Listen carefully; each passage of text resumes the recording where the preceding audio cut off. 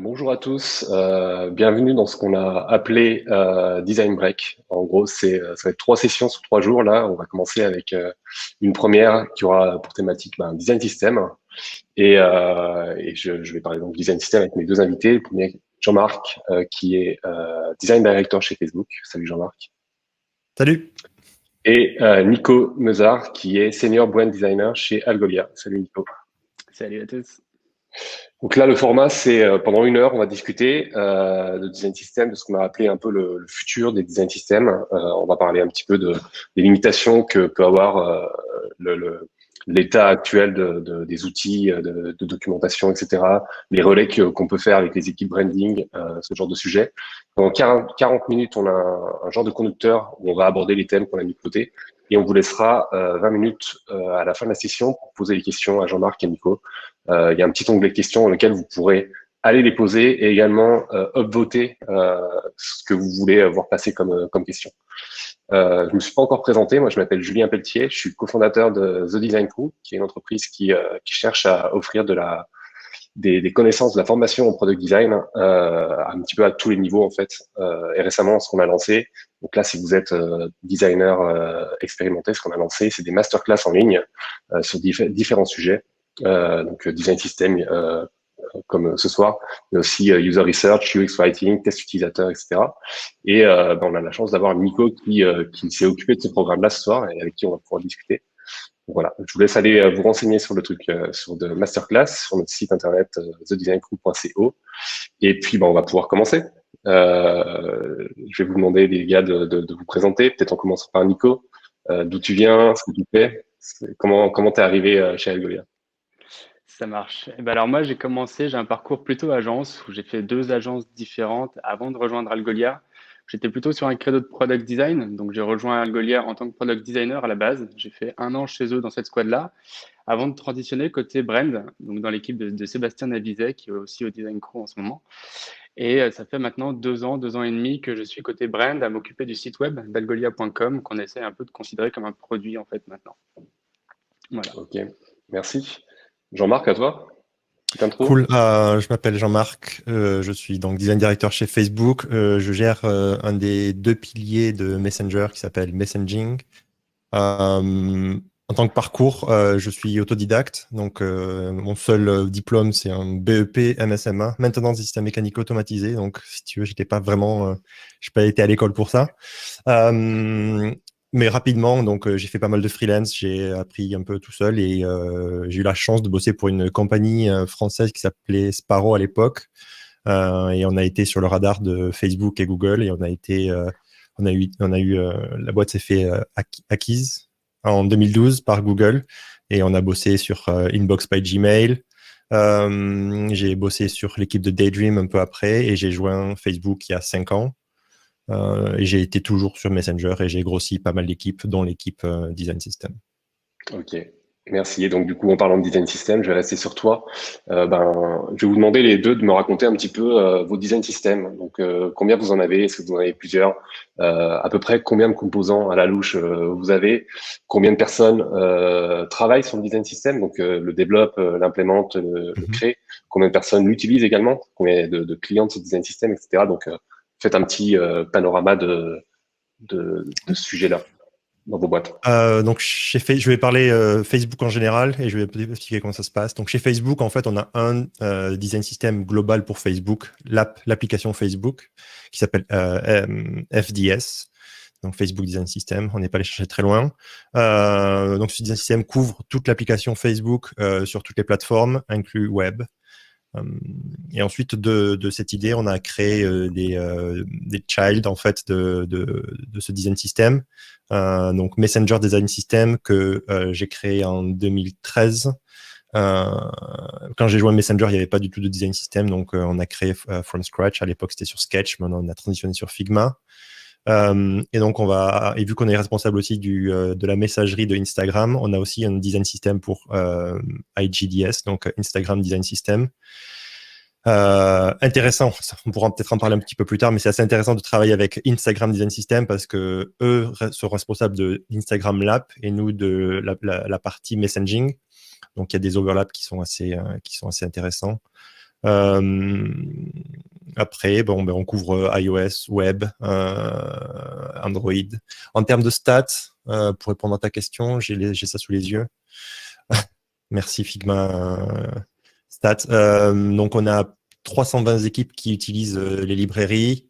On a pour iOS, on a à peu près 2000 composants. Et par exemple, pour une idée de statistique, l'activité cette semaine, a commencé dimanche. Il y a eu 60 000 inserts de composants. Sur Android, on est un peu derrière, donc je pense que on est à moitié moins de composants. Et c'est quelque chose qu'on essaie de développer, mais on pourra aussi peut-être en parler de comment tu dis, de matcher iOS avec Android. Exactement. Et le challenge de garder ces deux plateformes fraîches et up-to-date. Et puis, on ira sur le terrain de custom versus natif, etc. Qu'est-ce que vous avez redéveloppé from scratch par rapport à ce que proposent les plateformes, tout ça. Tu parlais d'iOS, de web, etc. Il y a plus de plateformes que ça. Et puis, la question sous-jacente, c'est comment vous faites pour faire évoluer les plateformes, à quelle vitesse elles vous évoluent. Et puis derrière, si c'est la question de, est-ce que quand vous faites des écrans, quand vous faites des specs de features, est-ce que vous faites tout sur tous les écrans ou est-ce que vous faites juste iOS et derrière, il y a une déclinaison qui est faite automatiquement par les devs. Et après, je viens sur toi, Nico, pour que tu me racontes un petit peu. Oui, rapidement, on spec sur toutes les plateformes. On commence à faire Je vais balancer beaucoup d'anglicismes, je suis désolé. C'est pas grave, ça va un peu faire Jean-Claude Van Damme. Mais pour tout ce qui est prototype, etc., on va utiliser iOS vu que ça va être des composants qui sont aussi disponibles sur Origami, l'outil de prototyping qu'on utilise à Facebook. J'ai zappé. C'était quoi ta question? C'était, est-ce que, alors, il y avait la question sur les specs sur tous les écrans. Donc ça, tu m'as dit sur toutes les plateformes, par contre, c'est check. Et l'autre question, c'est est-ce que les design systems évoluent tous à la même vitesse? Comment vous gérez Donc ça, c'est une super question. C'est mon but. Ça va être mon but cette année. Ça va être d'avoir une espèce de parité entre iOS et Android. On a quelqu'un sur Web dédié qui fait évoluer Web, qui était vraiment derrière. Web est aussi assez intéressant parce qu'il y a des overlaps entre où apparaît les bulles de messaging. Donc, ça peut être sur messenger.com qui va plus être orienté et avoir le visual system et le design system de Messenger. Là où, par exemple, si tu es sur Facebook et que quelqu'un te contacte sur Facebook, tu vas avoir une autre interface et celle-là doit être un petit peu plus appliquée à ce qui est Facebook. Donc, on maintient ces deux surfaces avec FDS d'un côté et MDS de l'autre côté. Android est tout le temps un petit peu en arrière et c'est vraiment quelque chose qui nous reprend un petit peu au dépourvu, mais qui nous embête pas mal en ce moment parce que il faut développer sur toutes les plateformes et Android est un peu moins staffé. Donc ça, après, en termes d'équipe, je suis en train d'essayer de recruter des gens qui vont se focaliser sur Android autant que sur iOS. Et c'est hyper important parce que quand tu veux évoluer aussi ton identité visuelle, c'est important de respecter les plateformes. On pourra peut-être en parler aussi un petit peu plus tard, mais c'est hyper important que les deux plateformes soient à peu près au même niveau pour en fait que lorsqu'il y a une transition à un nouveau visual language, ça se fasse plus facilement. Okay. On pourra peut-être aussi en parler de la parité avec les composants qui existent dans le code côté engineering, qui est aussi important. Et là aussi, on est assez derrière. C'est très très dur de tout maintenir à jour, mais aussi on a pas mal de gens qui bossent sur ce problème actuellement. Ok. Ouais. En deux mots, combien d'équipes, enfin, tu as dit il y a 300 équipes, combien il y a de designers en fait qui travaillent avec le design system de Messenger, par exemple, si on se concentre sur Messenger? Je pense que à la louche, parce que en fait, il va y avoir des designers qui vont être de chez Portal, de chez Facebook, qui vont utiliser nos librairies. Je dirais 1000 personnes plus ou moins. Ok, ouais, c'est énorme. C'est gigantesque comme design système. Nico, à ton tour, raconte-moi un petit peu le design system de chez Algolia. Donc les mêmes questions, plus ou moins. Combien de personnes ça concerne? Est-ce que vous avez plusieurs design systems? Comment il est créé? Dans quelle équipe, etc. Ça marche. Bah alors nous, bien évidemment, on va pas être sur les mêmes proportions quand il va venir au KPI sur le design system. Non seulement parce qu'on n'a pas forcément la même taille de boîte, bien évidemment, mais aussi parce que notre scope va être beaucoup plus réduit. Aujourd'hui, Algolia, c'est un produit qui est sur desktop uniquement. Donc déjà, on n'a pas à gérer tous les aspects responsive et mobile, du moins sur le produit. Donc en termes de design system, comment ça se traduit? On en a un côté produit qui s'appelle Satellite et qui est l'idée par Clément Aupier chez nous. C'est une initiative qu'on avait, qui avait commencé à être refondue au moment où je suis parti de cette équipe pour rejoindre la brand. Donc, c'est lui qui a pris le lead là-dessus et qui a décliné. Aujourd'hui, ça doit être une petite soixantaine, centaine de composants et ça va être utilisé par à peu près une dizaine d'équipes au sein de l'équipe produit. Et ensuite, côté brand, là, on a un autre design system qui s'appelle Synapse, qui lui va opérer uniquement sur le site web et sur toutes les landing pages qui vont être nécessaires là, au rayonnement d'Algolia. Et là, sur celui-ci, on va être à une petite quarantaine de composants, je dirais, parce qu'on arrive à systémiser beaucoup moins de choses côté marketing que côté produit. Mais voilà, ça nous fait déjà un certain nombre de composants. Et en termes d'équipe impactée, on a la principale qui va être l'équipe web qui, elle, fait des pages sur le site web. Donc là, on a un impact direct et on a une très bonne aperçu de comment c'est utilisé. Et par contre, on va avoir d'autres teams auxiliaires où là, on essaye de faire rayonner ce design system jusqu'à eux pour de la création de bannières, par exemple, ou de publicité, où là, on essaie de réutiliser les ressources côté brand sur ces teams-là, mais où c'est des enjeux qu'on a aussi cette année et on essaie de multiplier les impacts que peuvent avoir chaque design system. Ok. Vous n'avez pas de plateforme mobile de votre côté? Non, du Je ne tout. crois pas, non. C'est essentiellement web, ok. C'est ça. On commence à avoir du mobile du coup côté brand, où le site marketing algolia.com doit être responsive, mais par contre pas côté produit. Ok, très clair. Je vais vous embarquer là tout de suite sur l'évolution d'un design system. On s'accorde, on va partir du principe qu'un design system, c'est pas un produit fini, c'est quelque chose qui évolue dans le temps, etc. C'est quoi un peu les règles chez vous pour ajouter un composant, pour ajouter un état de composant, etc. Est-ce que c'est le Far West et tout le monde peut faire n'importe quoi, ou est-ce qu'il y a un petit peu des guidelines à suivre, des règles à respecter?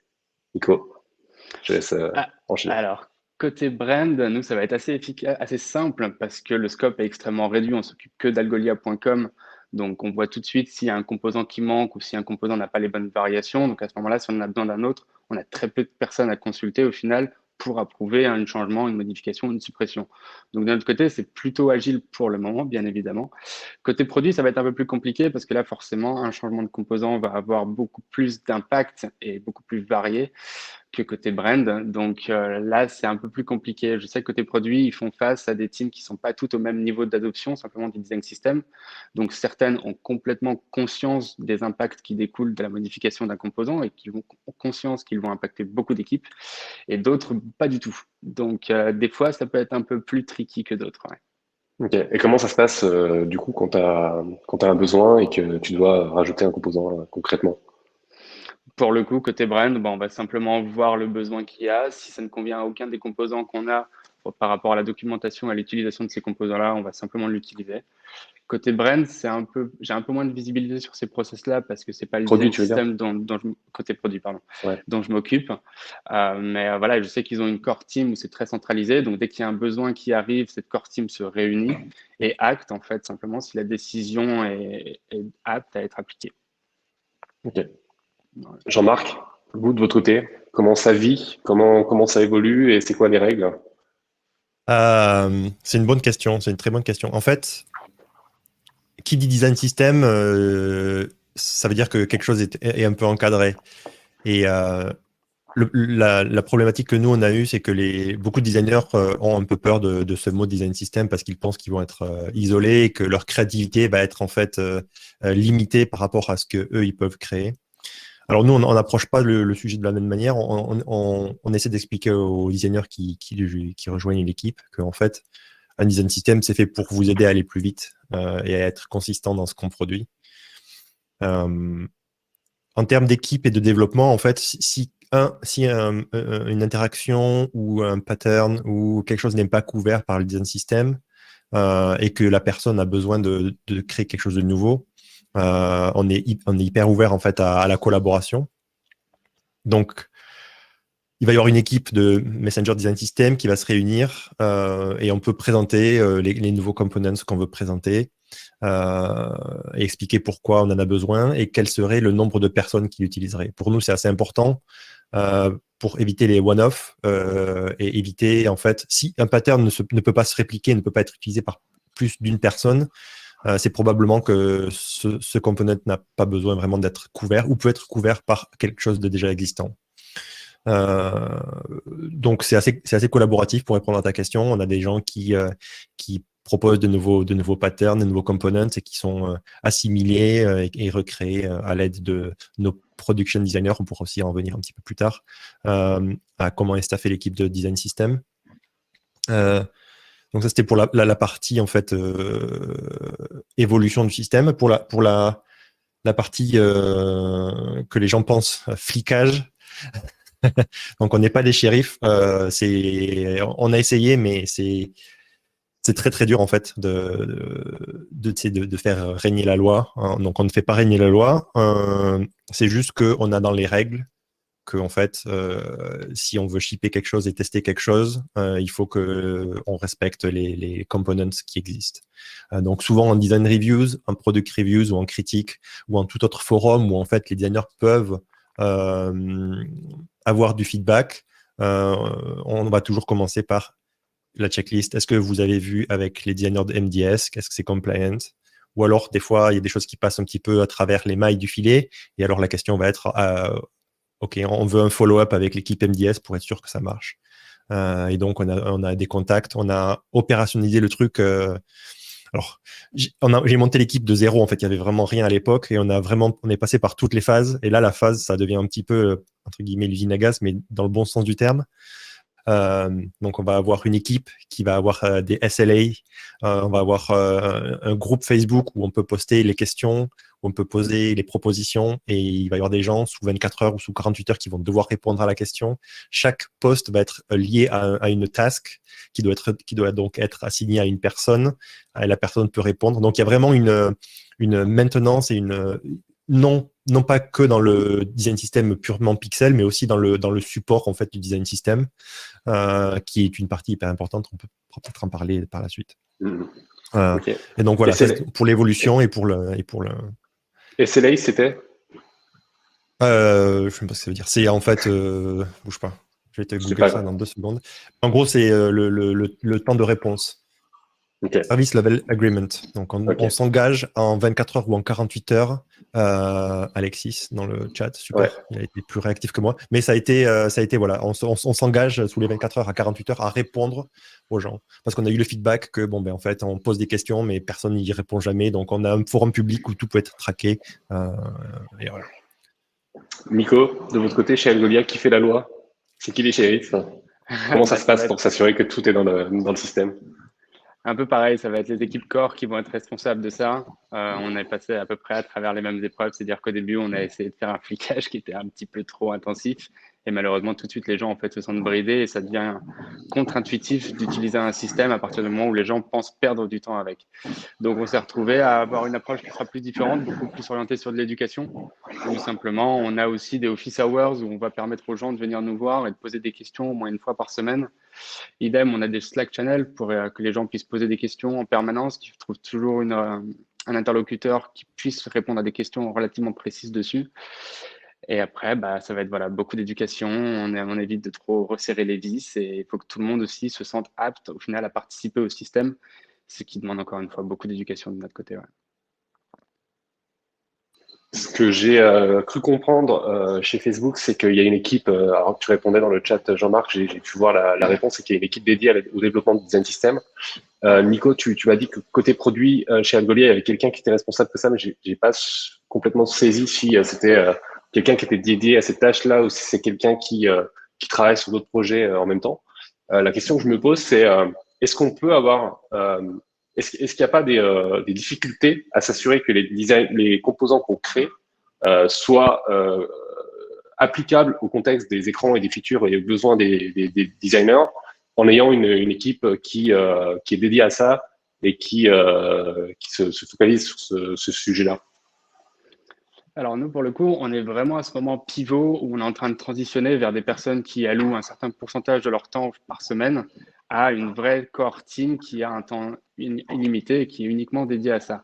Donc des fois, forcément, les responsabilités sont un peu plus tricky à définir parce que tout le monde au début est forcément un petit peu responsable, même si on doit avoir des garants de la qualité et du format, de la forme que tout prend. Voilà, ça reste quand même ça reste un petit peu compliqué forcément d'avoir ce tampon final à la fin pour être sûr que tout est bon, quoi. Ok. Et Jean-Marc, côté Facebook, est-ce que les gens qui travaillent sur le design system travaillent que sur le design system ou ils ont d'autres projets à côté? Et comment tu fais pour que ce qu'ils créent, ça corresponde aux besoins que vont avoir les utilisateurs, les designers qui vont créer des écrans et des features pour Messenger?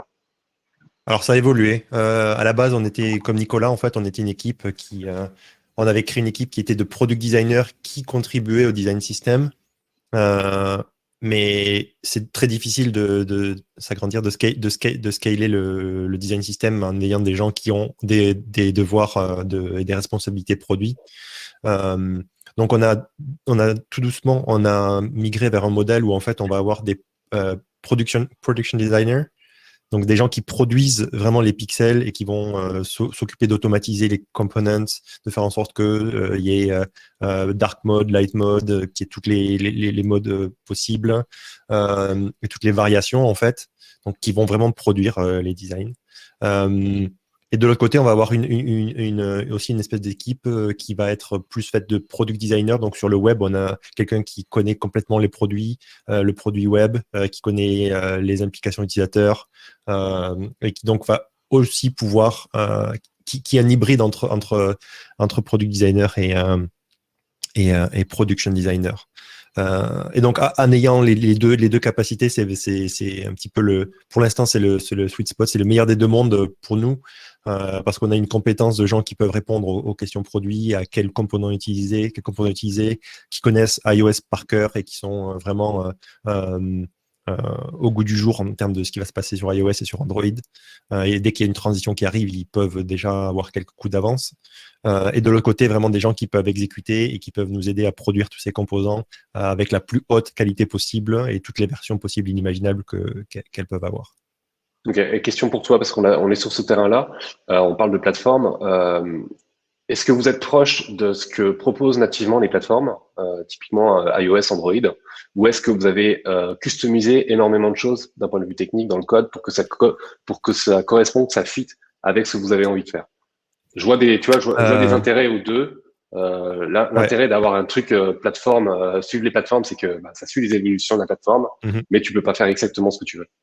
Vous êtes de quel côté du spectre C'est c'est encore une fois super question et l'exemple que je vais avoir. Alors la réponse est qu'on a vécu les deux phases. Pour l'instant, on est plus sur la phase plateforme. Euh, En gros, Messenger a toujours été construit. Quand j'ai joint Messenger, c'était construit, tout était custom. Navbar custom, tout était custom de A à Z.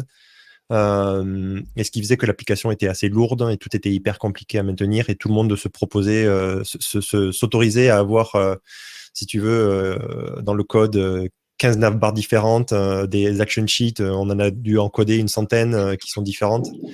Non, mais sans blague, hein, vraiment sans blague, hein. Parce que les gens, en fait, tu sais, reprendre le code, c'est un peu compliqué. Et les ingénieurs, ok, ils refont leur truc et puis ils ajoutent à la code base. On a eu un gros redesign avec Messenger 4 il y a 2 ans. Et l'année dernière, on a essayé de reset, de faire une espèce de redesign de la code base, si je puis dire. Et donc, on a approché vraiment la code base en étant un petit peu plus agressif sur respecter la plateforme. Et donc maintenant, on a une action sheet, on va avoir des listes qui sont modulables, mais il y a un template, on va gérer vachement en termes de template, etc. Donc là, on est vraiment côté plateforme. On essaie de créer l'extensibilité, c'est français? Ouais. L'extensibilité de tous les composants. Par exemple, pour les listes, on va vouloir, OK, on va avoir un avatar de telle taille, on peut avoir aussi un avatar de telle taille avec un texte de telle taille, on peut avoir un subtexte ou pas de subtexte, on peut avoir une checklist ou pas de checklist, etc., etc. Donc, on va créer ce template à la base qui est très, très, très bien fourni et qui nous propose d'utiliser un seul template de la façon dont on veut. et qui crée cette diversité et cette extensibilité. C'est ce que permet Ça Figma sonne pas vrai, depuis, ça sonne pas. Non, Ça mais, sonne faux ce mot. mais on comprend au moins. Nico, je te pose pas la question sur les plateformes, mais parce que de votre côté vous êtes essentiellement web. Moi, je vais venir plus avec des questions sur la brand. On va passer un peu aux horizons brand de design system, enfin les implications que peut avoir avec l'équipe brand. Toi, tu travailles dans l'équipe brand. Comment tu collabores avec l'équipe qui gère le design system produit pour que il n'y ait pas de déconnexion entre les deux, tu vois, que ça suive un petit peu les guidelines de la brand et que ça se retrouve dans le produit, quoi. Et quels éléments, tu vois, comment ça se matérialise également au-delà des couleurs et des typos. Ouais, alors c'est vrai que nous, la collaboration, bah alors déjà, elle va le prendre à un certain sens. C'est vrai que l'impulsion va venir côté brand pour être incorporée côté produit, et parfois on va se retrouver à retravailler certains éléments côté produit pour ensuite les réinjecter côté brand et avoir cette homogénéité en fait à l'échelle. Donc pour le coup, on va beaucoup collaborer, surtout à travers notre couche des tokens, c'est-à-dire à travers ces codes primaires qui vont être les couleurs, les typos, les icônes, des illustrations aussi peut-être, même si certaines vont être beaucoup plus dédiées au produit qu'à la brand. Et à partir de là, ça va vraiment être une espèce de ping-pong où typiquement sur les couleurs, la brand va venir avec le set de couleurs qui définit la brand. On va la retravailler avec eux côté produit pour s'assurer qu'on a bien toutes les contraintes d'accessibilité qui sont respectées, ces choses-là. Et après, on va essayer de la réintégrer côté brand si ça fonctionne pour avoir cette homogénéité. Mais donc au final, on essaie d'avoir cette couche commune entre les deux systèmes tout de même, où on va essayer d'agrémenter le plus en plus d'éléments possibles. Donc aujourd'hui, on a déjà forcément couleurs, icônes, des illustrations. On commence à les rejoindre aussi sur les sujets des empty states ou des user profile icons, par exemple. Qu'est-ce qu'on a d'autre sinon dernièrement? Un peu de motifs aussi, qui sont l'expression de la brand et qu'on essaie d'incruster très subtilement côté dashboard. Voilà, ça va être cette collaboration-là au niveau principalement des primitifs, des tokens. Ok. Et c'est quoi leur canal, en fait, les opportunités qu'ils ont avec vous de faire des demandes? Typiquement, il y a un exemple qui me vient en tête, c'est que quand tu fais du marketing, quand tu fais de la brand, t'as pas d'erreur, t'as pas de cas d'erreur, etc. Tu vois. Quand tu fais du produit, il faut que tu prévois tes cas d'erreur, tes cas d'attente, des waiting schemes, etc., etc. Quand ils ont ce besoin-là de créer une couleur pour les erreurs, par exemple, qui décide? Est-ce qu'ils viennent avec une proposition? Est-ce que ça vient de vous? Comment ça se passe? Alors pour le coup, c'est un très bon exemple parce qu'on a eu ce cas très précis, alors qui n'était pas le cas des erreurs, mais le cas des succès. Parce que donc Algolia a une couleur primaire en bleu et nous, on avait tendance à exprimer le succès par le bleu. Sauf que côté produit, c'était un peu trop restrictif. On avait besoin d'un vrai vert qu'on n'avait pas du tout dans la palette jusqu'ici. Donc, ils nous ont fait remonter ce besoin-là, qu'on a commencé à prendre en compte le plus vite possible parce qu'eux avaient des releases qui étaient dépendantes de ça. Donc, à ce moment-là, on s'est réunis autour d'une table entre product designer et brand designer. On a essayé d'avoir cette réflexion sur quelle teinte de couleur pourrait fonctionner, dans quelle toute la granularité de cette couleur-là pour voir vraiment si tous les use cases sont bien couverts. Et à partir de là, eux l'ont implémenté et à ce moment-là, on l'a rechargé dans cette couche commune qu'on a repartagée avec eux par la suite. Ok. Si je te pose la question, c'est pas innocent, c'est que je me suis confronté à la même chose, mais côté erreur, parce que je travaillais chez Itch et Itch, la couleur, elle est rose. Donc, voilà, on avait ce problème-là. Jean-Marc, toi, de ton côté, chez Facebook, c'est quoi l'impact de la brand Facebook, de l'identité visuelle de Facebook au sein du design system? C'est une bonne question. Je sais pas si je peux parler de ce projet-là, mais si tu veux, on peut parler d'autre chose. Hein. J'ai plein d'autres questions. Non, c'est juste parce qu'on a un projet en cours en fait qui essaye, on va dire, qui essaye de réfléchir à ça au niveau Facebook en fait. Okay. Pour l'instant, on va avoir une entité assez claire sur Facebook, l'app. On va avoir une entité assez claire sur WhatsApp, une entité assez claire sur IG et une entité assez claire sur Messenger, sur Instagram et Messenger. Et donc là, on travaille avec les équipes brand main à la main. Donc, chaque fois qu'on essaie d'évoluer ou qu'eux essaient d'évoluer, très récemment, on a fait évoluer les illustrations. Donc, en fait, c'est vraiment, on travaille en équipe, donc on bosse ensemble. On essaie d'adapter les couleurs, les styles. Ça passe par des reviews, etc., etc. C'est comme n'importe quel component, en fait, qui serait ajouté à notre design system. Donc, on utilise les mêmes pipelines, les mêmes tuyaux, en fait, de review. Mais on essaie de pairer aussi des designers, des product designers avec les illustrateurs, des content designers avec les illustrateurs. Et voilà, il va y avoir une personne qui va un peu essayer de gérer, de leader le projet pour essayer de connecter tous les points ensemble. Et ensuite, il y aura un peu plus tard cette réflexion de OK, qu'est-ce qui est il y a Facebook Inc. et Facebook App. Donc, on a peut-être pu déjà le voir avec le logo de Facebook Inc. qui va être différent de Facebook App. Et donc, dans le branding, on va commencer à voir maintenant quand tu lances Messenger. Donc, tous ces projets, c'est pour ça que c'est important d'avoir un design system. Je reviens et je fais un peu l'avocat de notre truc. Mais par exemple, on a dû avoir sur les startup screen, on a dû inclure le logo Facebook, le nouveau logo Facebook pour dire que le produit Messenger est fait par Facebook, que le produit WhatsApp est fait par Facebook, que le produit Instagram est fait par Facebook. Et le fait d'avoir un design system, en fait, ça a été hyper facile de tout mettre à jour très rapidement et d'aligner tous les design systems ensemble très rapidement. Et donc voilà, c'est assez intéressant l'impact de la brand sur le design system. Je reviens un petit peu, tout à l'heure, on discutait un petit peu des évolutions du design system. Toi, tu disais que c'est là pour donner des règles, pour aller vite, etc. Quelle latitude tu donnes? Est-ce qu'il y a un peu de recherche en termes de pattern d'interaction qui est fait au sein de l'équipe design system? Tu vois, je pense à deux exemples. Si Twitter, enfin le mec qui a fait le client Twitter, Tweety à l'époque, il s'était contenté de ce qu'il avait sous la main, il aurait jamais inventé le pull to refresh, par exemple. Pareil pour un Tinder, par exemple, le pattern d'interaction de je swipe à droite, à gauche, etc. Tu l'as pas si tu te cantonnes avec un design system qui reprend un peu, je sais pas, tu prends Bootstrap, tu prends ce que permet iOS ou Android, tu vois.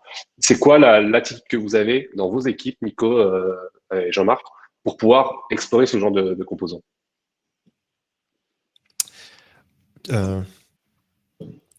En gros, enfin, je vais répondre rapidement, mais en gros, nous, j'ai un peu couvert le sujet. Pour nous, le design system, c'est la baseline, quoi. C'est les fondations, en fait, si tu veux. Et en fait, c'est ce qui permet aux gens de construire au-dessus de ces fondations. Et donc, toutes les équipes produits, tous les designers, quand on recrute des gens, on recrute des product designers, donc un hybride entre UX, UI, interaction, visual, product thinker. Et donc, cette personne aura des capacités à elle-même créer des prototypes et introduire des nouvelles interactions. Je peux parler par exemple des réactions qui me viennent à l'esprit. Très récemment, on a ajouté, c'est pas encore dans l'app, mais on est en train de bosser dessus. Je sais pas si on peut parler, mais bref. Quand tu appuies sur les réactions, on va ajouter cette gesture qui est assez naturelle, où c'est que tu peux juste déplacer ton doigt et swiper sur les interactions et les relâcher et release pour envoyer la réaction qui est en fait rien de révolutionnaire, mais qu'on ne maintient pas. Et ça, c'est pas le design system qui a créé ça. Ça va être un designer qui est venu avec l'interaction, avec un prototype qui a été review par nos tuyaux classiques et qui va être release. Ok. Donc beaucoup de liberté pour les designers de eux-mêmes introduire de nouveaux interaction design. Ok, très très clair. Nico, de votre côté, c'est quoi la liberté que les équipes ont pour pouvoir tester des nouvelles choses? Alors nous, on en parlait déjà un petit peu tout à l'heure. C'est vrai que côté brand, on n'a pas du tout la même granularité et pas le même besoin de tout systémiser qu'on pourrait avoir côté produit, parce qu'on va être amené à présenter les informations de manière beaucoup plus diverse qu'un dashboard pourrait le faire. Donc c'est vrai que de notre côté, on a quand même un grand pourcentage de flexibilité sur l'exploration qui est faite. On va plutôt avoir tendance à faire un premier jet complet où on va laisser la possibilité aux designers d'explorer et de tester vraiment beaucoup de layouts différents. Et après, on va faire une review avec eux pour voir comment est-ce qu'on peut matcher à toutes les règles du design system et des composants disponibles pour certains ou tel use case en fait. Mais c'est vrai qu'il y a beaucoup de réflexion qui est menée parce que on est constamment en besoin de se réinventer sur la façon de présenter des nouvelles choses, notamment sur le site algolia.com. Donc voilà, beaucoup de liberté qui est donnée là-dessus. Ouais. Ok. Il va nous rester un petit peu de temps. Là, il reste 5 minutes pour qu'on aborde un dernier thème.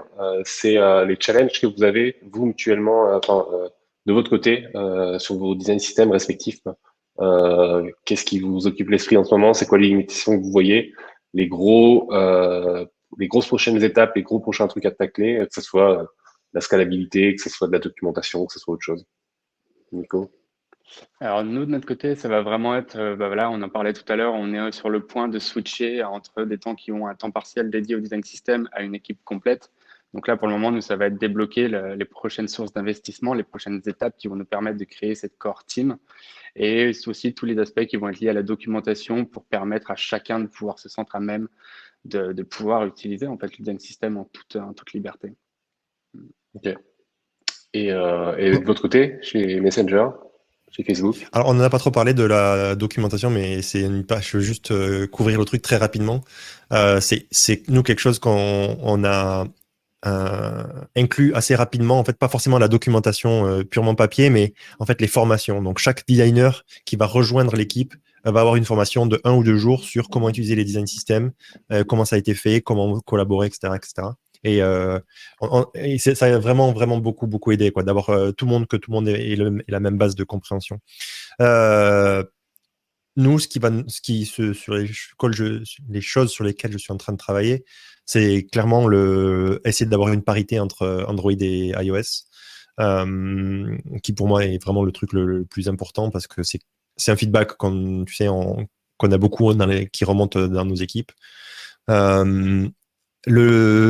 Collaborer un peu plus facilement quand il y a des overlaps, donc entre Instagram Design System et Instagram Direct, donc la partie Messenger de Instagram. Il y a beaucoup de relationnel là-dedans, comment créer des ponts en fait entre ces deux équipes. J'ai déjà créé ce pont avec Facebook et Facebook App, mais maintenant c'est créé avec Instagram. Donc, ça va vraiment être les gros challenges pour moi. Et le troisième challenge, pour faire une liste à 3, comme ça au moins on est bien. La troisième chose, ça va être le côté ingénieur. Ça va être staffer proprement et correctement le côté ingénieur pour qu'on ait aussi une parité dans le code pour que tout soit vraiment reflété one-to-one. C'est vraiment la recherche. C'est parité sur toutes les plateformes et one-to-one avec le code. Ça va être vraiment les deux gros buts de cette année pour moi. Et c'est lié. Alors du coup, je commence à lire un peu les questions qui se trouvent dans le chat, enfin, dans l'onglet questions. Il y a des questions sur la documentation. Euh, Parité dans le code versus le design, etc.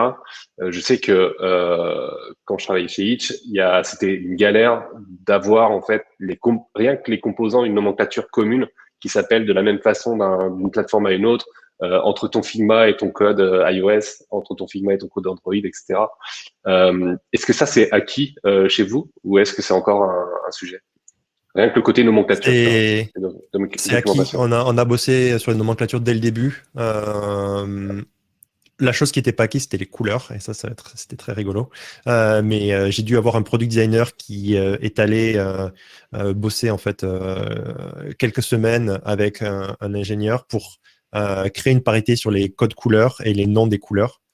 Ça peut paraître simple et obvious, mais en fait, c'est très très compliqué à changer dans une code base qui est énorme.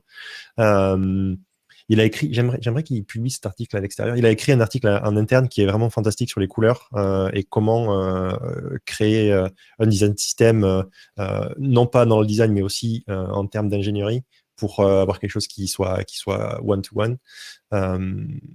Donc, on y a pensé, la nomenclature, pour répondre à ta question, on y a pensé dès le début et c'est quelque chose qui est acquis. Mais c'est pas facile à faire parce que tout le monde doit se mettre dans une pièce et se mettre d'accord sur comment ça marche. C'est clair.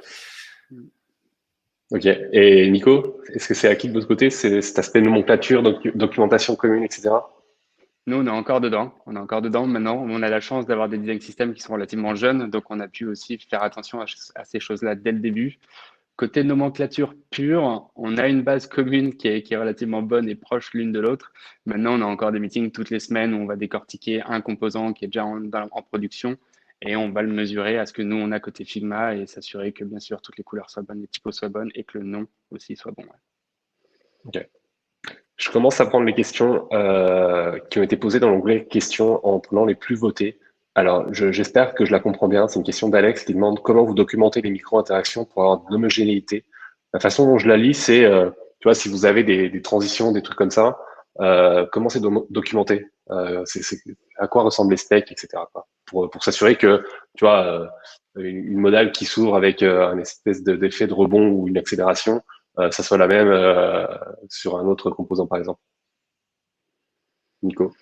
Alors nous, pour le coup, de notre côté, on n'a pas encore eu la chance de documenter les micro-interactions. Ce qu'on va faire, c'est qu'on va approuver avec le développeur une animation, au final, qui est raccord avec ce qu'on veut faire. Et à partir de là, on va s'assurer simplement de garder les mêmes timings de tous les côtés, en essayant de les spéquer quelque part pour pas les perdre. Mais on est encore en train pour le coup. Okay. Si je comprends, donc si la question c'est vraiment sur... je me demande si la question c'est vraiment sur les dynamiques. Parce que nous, ce qu'on va utiliser, si c'est des bounce ou si c'est des effets qui existent dans iOS, nous, on va utiliser ce qui est par défaut et ce qui est proposé par le dev kit. Donc, c'est pas vraiment documenté. La documentation, si c'est plus la documentation, quand on passe le design à un ingénieur, nous, ça va vachement être sur les prototypes. En fait, tout se base à base de prototypes. Donc, ça va être une vidéo qui est hyper détaillée et qui explique exactement quelles sont les micro-interactions, que ce soit un pull to refresh, ou que ce soit un swipe, que ce soit une ouverture de modèle un petit peu spécifique, etc. Tout va être spécifié dans le prototype. Et le designer, pour nous, le travail du designer est fini non pas une fois que le design est fait, mais une fois que le travail est implémenté. Et donc, c'est du travail du product designer d'aller travailler avec l'ingénieur et d'être sûr que ces micro-interactions sont définies comme le designer le souhaite. Ok, donc ça se colle vachement à ce que vont faire les plateformes en termes de dynamique, en termes de trucs comme ça, quoi. Ok. Mm-hmm. Une autre question de Béatrice. Alors, j'imagine que chez Facebook, ça doit être énormément le cas vu le range, en fait, la place que a pris l'application. C'est quoi la place de l'accessibilité dans le design system? C'est quoi les réflexions qui ont été poussées? Jusqu'où elles ont été poussées, ces réflexions? Ce genre de sujet. Je sais pas si ça te parle. Super, ça me parle carrément. Donc, c'était l'année dernière, c'était un gros point problématique pour nous. Notre application était un petit peu désastreuse en termes d'accessibilité. Et encore plus après la réécriture, parce que ce sont l'accessibilité, si vous avez fait des grosses réécritures d'app, c'est la chose à laquelle les gens ne pensent pas. Et donc, l'équipe design a remis en avant l'accessibilité. On a fait beaucoup d'efforts pour sensibiliser tout le monde. Content, UXR, ingénieur surtout. Et donc, on a créé une nouvelle pipeline d'accessibilité. Et chaque composant qu'on va sortir va devoir être accessible. Chaque design qu'on fait doit être spec. Il doit y avoir une spec d'accessibilité qui doit être faite. Donc, on a créé des plugins en interne pour Figma pour aider à faire ces specs encore plus facilement. Donc, pour nous, c'est front and center. C'est vraiment quelque chose sur lequel pour nous, qui est très importante. Parce que je ne sais pas si vous avez déjà essayé d'utiliser une application qui est très peu accessible en ayant fermée. C'est absolument l'enfer. Donc, on pense vraiment c'est quelque chose pour lequel on passe beaucoup de temps. Et tout à l'heure, on parlait de native versus custom. Tu peux, quand tu fais du native, justement, en te collant le plus proche des plateformes, de bénéficier de tous les efforts qu'elles ont fait en termes d'accessibilité. Donc ça, c'est assez, ça va dans la checklist des pour le natif. Très clair. Et Nico, de votre côté, l'accessibilité, ça te parle comme sujet? Alors nous, ça nous parle aussi, beaucoup moins poussé malheureusement que ce qu'il y avait chez Facebook, que vous avez pu faire chez Facebook. Chez nous, ça va principalement se contenter autour des couleurs et de s'assurer que tous les contextes de visionnage d'un écran sont respectés, sont accessibles. Donc on en a parlé un peu tout à l'heure. C'est vrai qu'en termes de couleurs, on n'avait pas du tout les ratios qui nous permettaient d'assurer de l'accessibilité sur nos couleurs et sur nos couleurs de texte, de fond, etc. Donc là, c'est quelque chose qu'on a refondu en prenant bien en compte ces contraintes-là. Au-delà de ça, c'est vrai que non, pour l'instant, on est encore en cours pour bosser sur ces trucs-là. Ouais. Ok. Et Jean-Marc, juste en deux mots, c'est l'aspect dont tu parles, l'aspect accessibilité dont tu parlais. Jusqu'où ça va, tu vois, au-delà des couleurs et de la taille de typo peut-être. C'est quoi les différents aspects de cette spec accessibilité? Ça va être quel bouton, quel label, qu'est-ce que l'application va devoir te dire, l'enchaînement des boutons, Donc, quand tu tabules entre les boutons et les CTA et les actions, être sûr que ce flow soit responsable et fasse sens. Majoritairement, ça va être un petit peu les choses sur lesquelles souvent on passe en survol, mais les specs sont assez poussés à ce niveau-là. C'est vrai que je me souviens, alors j'ai fait un peu de front-end et tu as des attributs qui s'appellent tab index et en fait c'est l'ordre dans lequel quand tu appuies sur tab, Exactement. ça se passe effectivement. Et c'est souvent sous-coté comme attribut quoi, comme problématique et c'est bien dommage.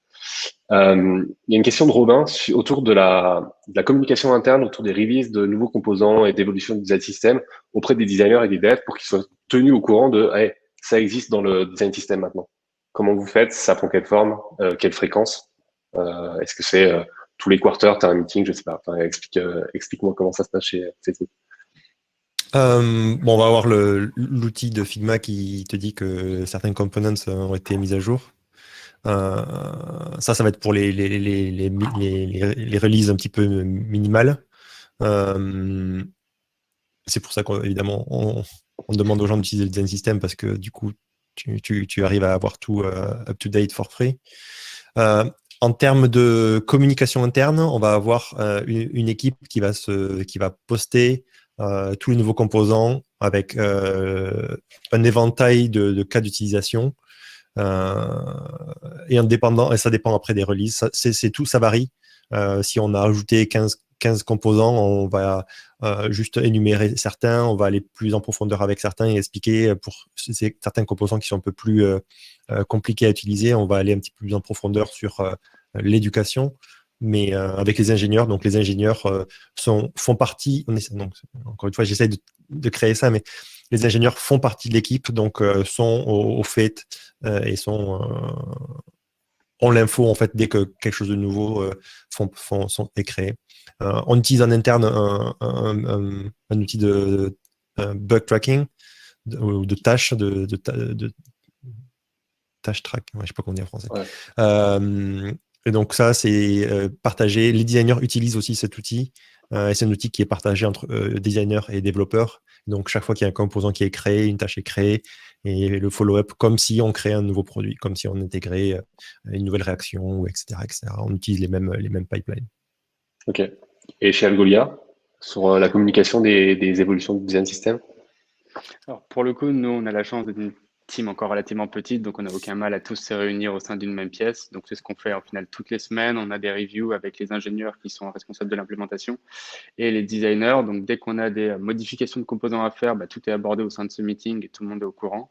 Et si on venait à faire une mise à jour vraiment majeure de la librairie, bah, au ce cas-là, ça remonterait de quelques niveaux de hiérarchie. Et à ce moment-là, on ferait des communications beaucoup plus larges, que ce soit par email, sur toutes les Slack channels.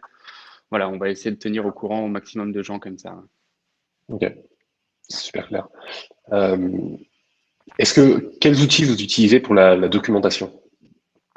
C'est une question Alors, que Alex posait. ouais, alors aujourd'hui, nous, on est à l'étape encore où on formalise vraiment toute l'approche. Donc, il va y avoir pas mal de Google Docs à droite à gauche où pour le moment, on essaie de simplement prendre une trace de toutes ces règles-là. Et on va potentiellement migrer bientôt sur Zero Height pour permettre de documenter tout ça et de centraliser, de fournir un accès à tous. Ok. Et chez Facebook, la doc? On a une espèce de. Donc, déjà, dans les fichiers Figma, on va avoir une certaine documentation un peu primaire. Les documentations un peu plus poussées, on va avoir une espèce d'outil genre wiki, un outil interne, qui nous permet, si tu vois un petit peu ce que propose Material Design, ça va être un peu ce genre de documentation. Ok, ok, ok. Euh, Thomas qui pose une question sur l'internationalisation, la localisation du design system. Quelles contraintes ça implique de proposer son design system dans différentes langues, différents caractères? Ah, c'est une super question. Donc, c'est pareil, nous, c'est un processus comme partout, comme partout. C'est un processus où on va avoir des plugins qui vont nous aider à utiliser, par exemple, trouve-moi le mot qui utilise le plus de lettres. Et donc, on va développer par rapport à ça. On va développer aussi par rapport à la taille des écrans, évidemment, sur des téléphones qui ont des écrans un petit peu plus petits. Donc, tout est vraiment référencé et tout est vraiment utilisé. On utilise toutes les edge cases. On utilise aussi le texte qui se lit de droite à gauche. Donc tout j'allais te poser la question utilisé par justement. rapport à ça. J'ai- Vachement d'outils. Là, il y a vachement d'outils aussi plateformes qui t'aident, qui aident juste à mirror les choses. Et donc, c'est pour ça que utiliser tout ce qui est un petit peu système par rapport à ça et proposé par la plateforme, pardon, va être un énorme avantage dans tout ce qui va être accessibilité et internalisation, parce que tout est compris par la plateforme out of the box. Donc, tu n'as pas à galérer à réécrire 15 navbars pour des différents langages, etc., etc. Ok. Donc, les designers n'ont pas à prendre en compte justement le right to left quand ils designent des écrans, etc. C'est déjà même quand tu designes un composant, c'est plus ou moins pris en compte Ah ouais. nativement par les trucs, quoi. Ok. Tout à fait. Après, il y a le check des caractères et le check de taille des différents écrans qui n'est pas automatique. Donc, si tu crées, par exemple, je te dis une bêtise, mais un écran avec un CTA qui est hors de l'écran, ça va être au designer de tester son design sur des form factors un petit peu plus petits en termes d'écran. Mais bon, ça fait partie du travail de product design. Ok. Nico, vous êtes un produit tech. Est-ce que c'est des problématiques que vous avez? L'internationalisation. Pour le coup, ouais, ça va surtout être quelque chose qui va être vrai côté produit. Alors pour l'instant, on a vu qu'il y avait eu quelques releases au dernier Figma, là, justement pour FigmaConf pour essayer d'aider les teams à accompagner sur cette internationalisation. C'est vrai que pour le moment, nous, on va plutôt se contenter de faire du stress test sur nos composants et tester que ça supporte bien des chaînes de caractères beaucoup plus grandes que ce qu'on a imaginé. Ok, super. Euh, En dehors des design tokens, alors les couleurs, les fonts, les spacings, etc., en dehors des composants purement UI, des boutons, des items, des trucs comme ça, qu'est-ce que comportent vos design systems? Des illustrations? Est-ce qu'il y a des tone of voice? Est-ce qu'il y a du contenu, une espèce de content system, etc., quoi. Vous en êtes tout sur ces problématiques-là? Alors, pour le coup, de notre côté, on Vas-y, intègre Nico. déjà des illustrations. Oh, pardon, excuse-moi. Non, vas-y. Et donc on en a dans une couche commune. On va créer quand même des segmentations par rapport à ces illustrations. On en a qui vont être très détaillées et qu'on va réserver à l'usage sur le site web d'algolia.com. Et on en a d'autres qu'on va beaucoup plus épurer pour ce coup-ci pouvoir les utiliser côté produit. Donc c'est quelque chose qu'on utilise déjà beaucoup. Et pour ce qui est de tone of voice et de toutes ces guidelines de rédaction de contenu, on a déjà pas mal d'équipes qui bossent sur ces choses-là en interne. Et donc maintenant, tout ce qui nous manque, c'est de leur offrir un cadre dans lequel opérer. Et typiquement, cette transition vers un outil de documentation que sera Zero Height nous permettra d'enfin incorporer et de formaliser vraiment toutes ces guidelines de rédaction de contenu. C'est quelque chose dans lequel on est encore en train d'avancer. Ouais. Ok. Et Jean-Marc, chez Facebook, Ouais, on va avoir la chance d'avoir des équipes dédiées de content design assez grandes. Donc pareil, tout est documenté. On va avoir, non pas dans Figma, mais on utilise une espèce de wiki en fait où tout est documenté de A à Z. La collaboration avec le content se fait à partir du jour zéro. Donc tout est vraiment travaillé main dans la main. Il va y avoir certains côtés produits qui vont être extrêmement demandeurs en termes de content, tout ce qui va être un petit peu plus privacy, etc. Donc bon, bref, tout ça pour dire qu'il y a vraiment une collaboration et un échange en fait de droite à gauche. Pour ce qu'on va documenter, par exemple des choses, les emojis. Dans Messenger, on utilise beaucoup d'emojis, donc on va avoir une librairie d'emojis. On va avoir les logos, que ce soit black and white, flat, gradients, etc. On va avoir FaceKit, donc on va avoir des logos de business, des têtes de gens, de groupes, des gens qui existent, des gens qui n'existent pas. On va avoir des stickers aussi. Il y a beaucoup de nos prototypes et nos mock-ups utilisent des stickers. On va avoir tout ce qui va être documenté pour pour le brand, donc tout ce qui va être illustration, etc., etc. En termes d'animation, on va la voir petit à petit. Tout ce qui va être animation custom, on va commencer à le documenter, mais ça va être dans Origami. Donc, nous, on a ce layer en plus qui va être que tous les composants concrets, c'est pareil, on essaie d'y arriver. C'est pas staffé pour le moment, mais c'est quelque chose que j'essaie de staffer, c'est d'avoir des gens qui fassent aussi le one-to-one avec Origami. Du coup, vraiment, tu peux juste transférer tu n'as même plus à ouvrir Figma, tu ouvres Origami et tu peux commencer à prototyper avec rien du tout. Et en ayant ces components. On avait poussé un petit peu ça également chez Hitch, le côté prototyping dans Origami, avec les composants dedans, etc. C'est plutôt stylé comme outil. C'est toujours maintenu de votre côté? Hyper maintenu. Et de tous les outils sur lesquels on a accès, c'est celui qui nous permet d'avoir des prototypes les plus one-to-one avec le produit final. Ne serait-ce que par les dynamiques de l'OS, et que ce soit, c'est assez le ramp-up time est un peu compliqué au début, mais une fois que tu commences à comprendre comment noodler, tu peux devenir hyper proactif très rapidement, quoi. Ouais, clairement. La courbe de progression est au départ tu galères, après tu arrives à faire des trucs assez rapidement, tu regalères et une fois que t'as vu toutes les possibilités, c'est reparti. Ouais. C'est assez puissant comme outil, ouais, effectivement. Il nous reste 3 minutes. Je vais reprendre une dernière question et puis et clore la session. Comment vous gérez le versionning en fait? Je crois qu'on a un petit peu répondu à ça, mais est-ce que vous avez des releases de ça c'est la IDS, tu vois genre FDS 10.4.2.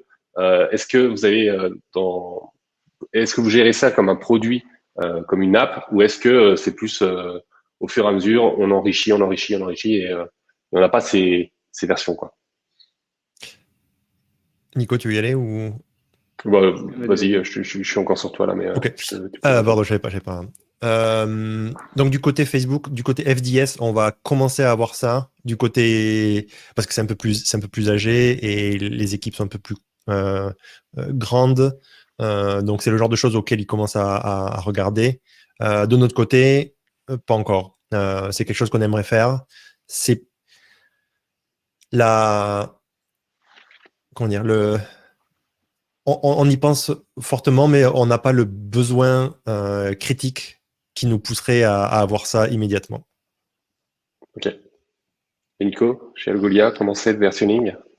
Pour le coup, ça va être un peu pareil. On aimerait venir à cette versionning ultime, on n'y est pas encore. On l'est d'une façon du côté brand, dans la mesure où on est un peu l'idée et même complètement contraint par la direction artistique qui est en vigueur actuellement. Donc, on peut voir ça un peu comme des versions de notre côté. C'est-à-dire que là, on a cette grande version qui est sur cette direction artistique qu'on a.